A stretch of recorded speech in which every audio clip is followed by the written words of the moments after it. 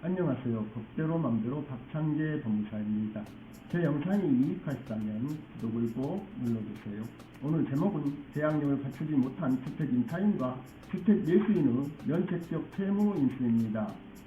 임차한 주택이 매도된 경우 주택 임대차법상 대항력이 없는 임차인은 임대차 종료 후 주택 매도인과 매수인 중 누구로부터 임대차 보증금을 반환받을 수 있는지 문제됩니다.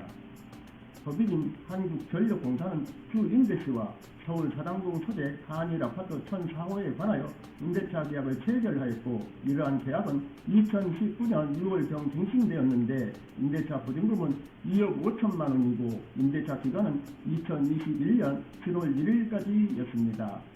한편 한전은 2019년 6월 28일 서울보증보험 주식회사와 주 임대시가 이 임대차 계약에서 정한 채무를 이행하지 아니하여, 즉 임대차 보증금을 반환하지 않아서 임차인인 한전이 임대차 보증금을 반환받지 못함으로써 입은 손해를 서울보증이 보상하는 내용의 전세금 보장 신용보험 계약을 체결하였습니다.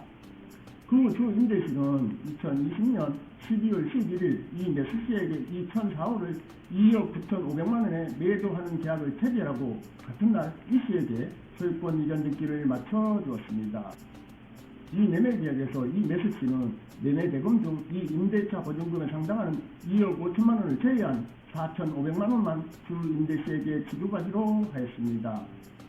한편 이 매매계약서 특약사항 안에는 임차인 한전과 현 임대차 계약을 승계하여 임대인의 지위와 의무를 인수인계하기로 한다는 내용이 기재되어 있었습니다. 그 임대차 기간이 2021년 7월 1일 종료되었으나 한전은 임대차 보증금을 반환받지 못하였고, 이에 한전은 임대차 보증금 2억 5천만 원을 반환받지 못하였다고 주장하면서 서울보증을 상대로 이 임대차 보증금에 상당하는 보험금의 지급을 구하는 소를 제기하였습니다. 이에 서울보증은 이 매매계약 당시 임대차 보증금 반환 채무를 1004호를 매수한 이 매수시가 면책적으로 인수하였고, 이에 대하여 한전이 묵시적으로 승낙하였으므로 주 임대시에게는 임대차 보증금을 반환할 의무가 없다고 주장하였습니다. 제1심과 항소심은 서울보증의 주장을 받아들여 주시의 임대차 보증금 반환 채무 불이행에 따른 손해를 보상하기로 한 서울보증에게는 보험금 지급 의무가 없다는 이유로 한전의 청구를 기각하였습니다. 한전의 상고에 따라 대법원은 법인은 주택임대차법 제3조 제1항이 정하는 대항 요건의 하나인 주민등록을 마칠 수 없는 점에 비추어 보면 주택을 임차한 법인에게는 주택임대차법 제3조 제2항 제3항이 정하는 경우를 제외하고는 주택임대차법 제3조가 적용되지 않는다.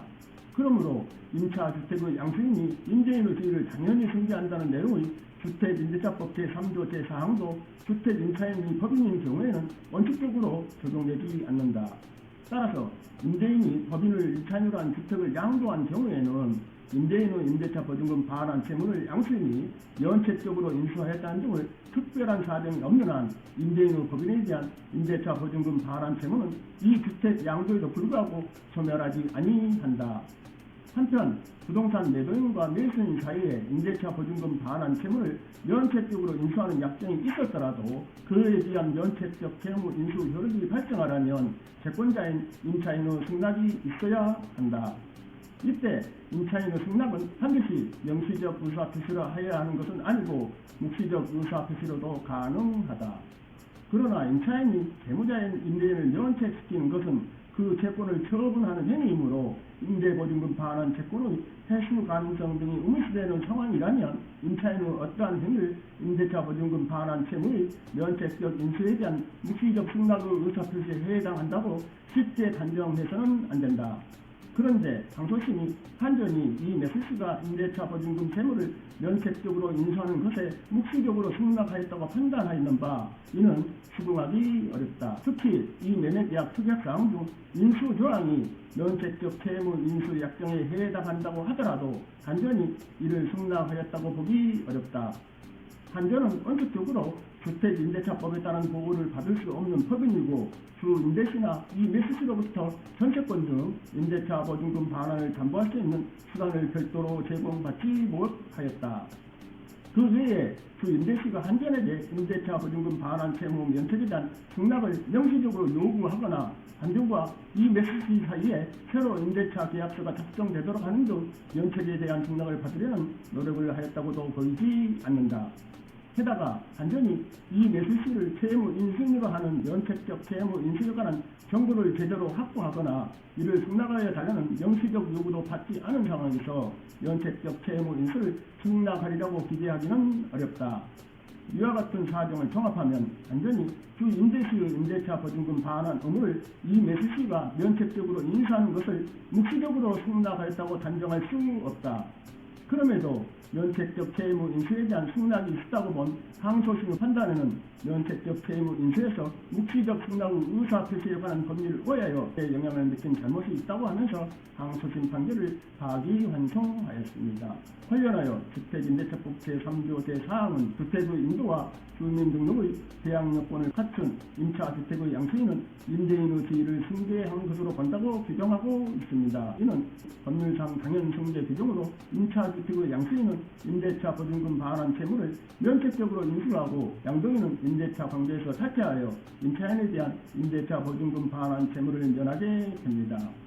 그러나 임차인이 양수인의 임대인 지위 승계를 원하지 않는 경우에는 임차 주택의 양도 사실을 안 때로부터 상당한 기간 내에 이의를 제기함으로써 승계되는 임대차 관계의 구속으로부터 벗어날 수 있고, 그와 같은 경우에는 양도인의 임차인에 대한 임대차 보증금 반환 채무는 소멸하지 않습니다.